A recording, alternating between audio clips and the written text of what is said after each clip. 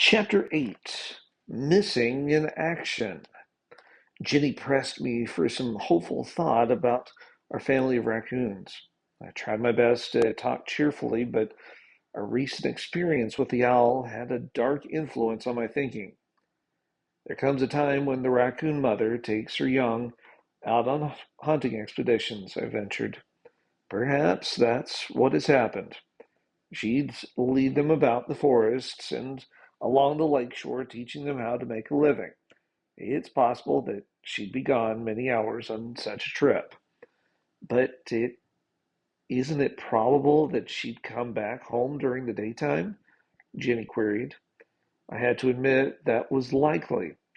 During daylight, then we went to Cooney Castle to see if it was occupied. It was not, and there was no recent evidence of raccoons coming and going. Surely the owl couldn't have destroyed them all. Jenny was struggling against our fears. Jenny Bubo couldn't possibly eat so much. No, but unfortunately, the great horned owl is one of the few creatures that will kill beyond its needs. I replied, not liking to dodge facts. Anyway, let's not give up hope just because of that one possibility. Andrew may have outwitted Jenny Bobo entirely. Another day passed, and still no trace of the raccoons. They were in our thoughts constantly. We had not realized how deeply this little family had become embedded in our hearts. Particularly Looney Coon haunted us with recollections of his funny ways. The Eck family called one afternoon. Something happened that I must share with you, Dorothy said. It's the kind of thing that reveals how sweet and rich life really is. And the quiet-spoken Dick, said the quiet-spoken Dick. Placing his arms around his daughter, he added, and how loving our Sonia is. Sonia, embarrassed, asked permission to feed the birds. While she went outside the cabin and called Pesterson Pete and the other birds, her parents told their story. Dorothy was much upset after our day at Warden Ollie's place, Dick said. Yes, silly old me, put in Dorothy. I would have sold myself for a nickel and given back 10 cents change. Indeed, you were not silly, and if you were ever up for sale, I'd buy you, Dick defended her. We all know your problem about animals isn't make-believe. She isn't acting a part, he said to Jenny and me. She really suffers at times. We had quite a bad time over that day. Well, I still think it was silly.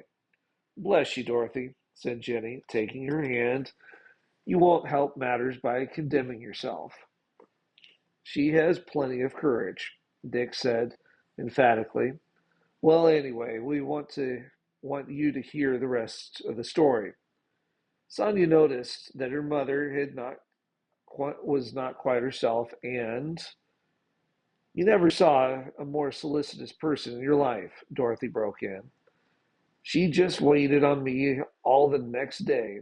I enjoyed it so much, I let her drag it out as long as she would. Both laughed. Then in bits of conversation that came partially from each they told their story. Sonia had become very quiet during that evening. She went to her room and was gone a long time. I went to see if anything was wrong, Dick said. I found her praying, and I left without her knowing I'd been there. Dorothy looked up the threads of the story. After a little while, she came to me and asked if she might talk to me. She had been crying. Dick, you tell it. Dorothy could not trust her voice. Yes, I will, dear, he said. Sonia had a hard time to get started, but at last she steadied herself and said, Mother, I've decided to give up animals. We were both so surprised we couldn't think of a thing to say. Yes, Mother, I mean it, she went on. I've been thinking and praying all day long for courage to tell you. Then I broke loose, Dorothy said. I told her she'd do nothing of the sort. I said I knew animals meant more to her than anything else in the world. You should have heard the child, said Dick, beaming with a paternal pride. You'd have thought she was grown up. She said, Yes, mother, that's where I've been wrong. I've let them mean more to me than even you. Really, I don't didn't know you were so afraid of animals until we came here. I wouldn't make you unhappy for anything in the world. And so, well, you won't have to put up with any more turtles and snakes and things. She couldn't say any more. Dorothy broke in. She just hugged me and buried her head in my shoulder. Bless her. Dick smiled. Probably no one knows what a sacrifice she was making, I said, thinking what it would mean for me to give up my animal friends. Well, she's going to have animals, Dorothy interrupted. I told her so. I'd gather in turtles and snakes with my bare hands.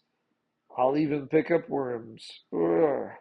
A shiver went over Dorothy that made her clench her fists and close her eyes. Mother, cried Sonia, rushing in the door. Pesterson Pete was sitting on my head. Was he, dear? Dorothy hugged her adopted daughter. Yes, and he lights on my nose and takes crumb from my lips. Dorothy looked at us with an expression of grim determination. By the way, how is the family of raccoons getting along? We had hoped they might not ask about Andrea and her family, but now we were forced to explain our fears. Oh no, said Sonia, looking much distressed. You mean that old owl may have destroyed all of them? Dorothy asked. Probably, or if he got the best of Andrea, he may have picked off the little coons one at a time, I said. I can't bear to think of Looney Coon being carried away in the talons of that owl. Dorothy was leaning forward, eyes wide with excitement. Well, it could be, though we hope not. Why, we won't stand for it, cried Dorothy, rising. Let's search the woods and see if we find those coons. Let's.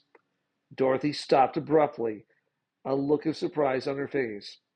Look at me, she cried. Look at me. I'm all concerned about an animal. I've never cared a hoot before whether animals came or went. Now I'm all bothered and anxious. I'm gaining. Hooray! We all echoed her hooray, and Sonia's voice was loudest.